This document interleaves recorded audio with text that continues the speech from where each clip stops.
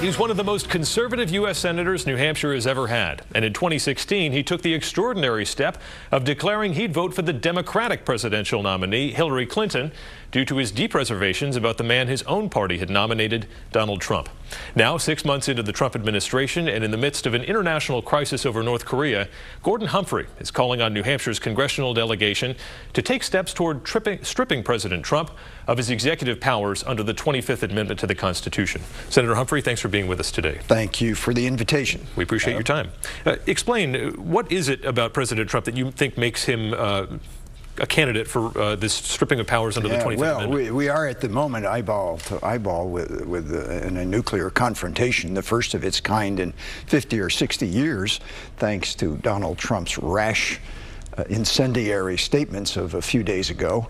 I fear that we've kind of gotten over our fear of nuclear war. It's something very much to be feared. I mean, it would be ultimately millions of casualties from the explosions, but the fallout as well. Land, water, air would be poisoned over vast regions of the earth. Societies would break down. Economies would break down. There would be civil strife. It would be dog eat dog in many places. We've forgotten about that. We've grown insensitive to it, I think. And here we are, eyeball to eyeball with a crackpot with nuclear weapons, apparently capable of hitting parts of the United States, the mainland as well. And this thanks to Donald Trump. I think the man, frankly, suffers from mental illness. I think he is unfit to be president. I've bitten my tongue now for the last 6 or 7 months, but it's time to speak out. It's time for members of Congress, our delegation, New Hampshire's delegation, to speak out, speak their minds candidly in front of the cameras, not just, you know, whispering behind the scenes that they think he's off his nut, off his rocker. It's time to come to conclusions and take action. This man is dangerous to our safety.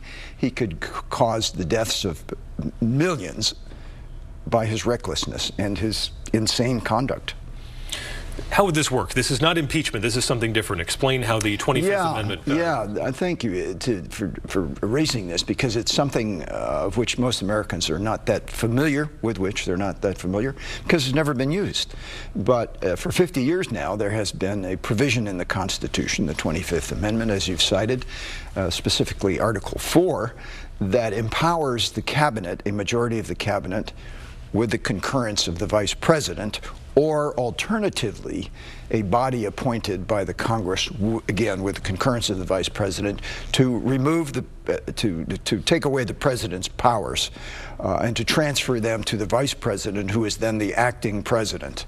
In other words, we are not saddled with a physically incapable president or a mentally incapable president. There is something we can do about it under the Constitution, and I think it's time to do that, to examine that and begin moving in that direction. And you've asked the delegation to impanel this group of professionals. This sounds, I mean, you're conservative. This does not sound like a very conservative option in terms of doctors deciding when the democratically elected president can serve and cannot serve. Well, remember, this is part of the Constitution. It was adopted after careful deliberation, ratified by a sufficient number of states. So we're not talking about anything radical. It's there to be used when necessary. It's never been used in the last 50 years since it became part of the Constitution, not Article 4 at least. Other parts of the 25th Amendment have been used, for example, when President Reagan was shot, or President Bush underwent surgery and things like that, but that's a different matter altogether. So it's conservative. It's there to be used. Again, it would take a majority of the cabinet or a majority of this panel appointed by Congress. So it's not something that can happen easily or overnight or by virtue of any kind of rashness. I don't think it's anything that we should be afraid of. Have you considered what the president might do if he's relieved of his responsibilities? What would? Well, under the 25th Amendment, the president has, in effect, the right to appeal to Congress, and then Congress must act within a specified period of time, 21 days, I think it is, or the powers revert back to the president. So there's an appeals process, and there's no doubt that, you know, Donald Trump, as scrappy as he is, would appeal. But you have to take things one step at a time before we're thrown into a nuclear catastrophe. This is again, this is an extreme situation, as you're saying. What do you think about the supporters of Donald Trump who are questioning your conservative credentials, and also, as you're questioning the president's sanity, they're now questioning yours? Yeah. How do you respond? I don't. It's simple as that. A very recent poll in the Washington Post indicated that now a majority of Republicans, I don't know if you saw this, would support a delay of the 2020 election if it was proposed by Donald Trump. What do you make of that? I'm astounded. I can't believe it. I haven't examined that story in detail. There may be some explanation for this, but that, of course, is a violation of the Constitution and of constitutional principles. I think the Republican Party is lost. We have a crackpot at the top, and the senior Republican leadership in the states and in the Congress are silent. And or making excuses for the president, and to that extent they're enabling him. And it's tragic, and it's dangerous. I remember interviewing you in 2010, and you were so energized by this Tea Party movement that was rising up to oppose the President's Affordable Care Act. You seemed really optimistic about this, and yet now it is sort of segued into Donald Trump as president, essentially. In your opinion, where did that Tea Party movement take that wrong turn? Well, I wouldn't blame it on the Tea Party movement at all. You know, the 2016 election was, in a way, a perfect storm, shall we say, the convergence of some factors that have never been seen before, principally the emergence of a showman, a clown, who captured the sufficient public attention by his antics, asinine conduct, outrageous conduct, frightening conduct, irresponsible conduct, that he carried the day narrowly, but he carried the day, and I hope that will never repeat. And yet he caught on to this same thread, arguably, that you sort of did in 1978, of this conservative outsider that does not have the imprimatur of the party, someone who's sort of, I mean, again, he's not coming from nowhere because he did have a background in entertainment, but he captured that same group of people. These were, in many ways, your voters through a number of elections. Yeah.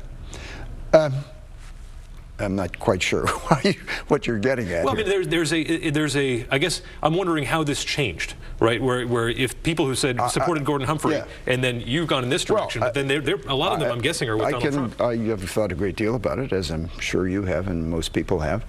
I think it's principally, the principal explanation is this unique person, Donald Trump, and that he's a superb demagogue, and he capitalized on some pretty raw emotions, and that was enough to get him elected. In your opinion, what is the antidote for the Republican Party? What steps should the party be taking to look beyond whenever the Trump administration ends to sort of bring people like you back into the fold? Well, the party is lost right now because it has no leadership. It hasn't lost its principles, but they're not being applied. I subscribe to those principles still, though I have removed my name from the list of registered Republicans. I'm now an independent till such time as the party has been purged of Donald Trump. And that's the answer to your question. We have to get rid of him as president and leader of the party and get back to principles and the embrace of candidates who are mentally healthy, mentally and emotionally healthy and responsible. You don't think that there will be a lasting sort of Trump wing of the party once he leaves? It seems like they're here to stay. Yeah, well, I think you're right. I think it's going to take a long time to restore a healthy party. All right. Anything else you'd like to add, Senator Humphrey? Well, I would again encourage our congressional delegation to examine House Bill H.R. 1987, which would constitute this body that the 25th Amendment authorizes Congress to constitute. It would be comprised partly of physicians and psychiatrists, and equally appointed by Democrats and Republicans in the Congress. That's something they should be examining and hopefully co-sponsoring. We need to get this process going before Donald Trump gets us all killed. I would circle back to one thing. Would you like to see a Republican, perhaps Governor John Kasich, run for president in 2020? Well, some Republican will, one hopes. Yes, would I support John Kasich? Absolutely. He's a man of sound character and soundness of mind, in contrast with Donald Trump, who's mentally ill, in my opinion, has a strong track record as governor of Ohio, been a very successful governor of that state, 5th largest state in the country. Very good man. All right. Senator Gordon Humphrey, we thank you for your time. Adam, my pleasure. Appreciate it.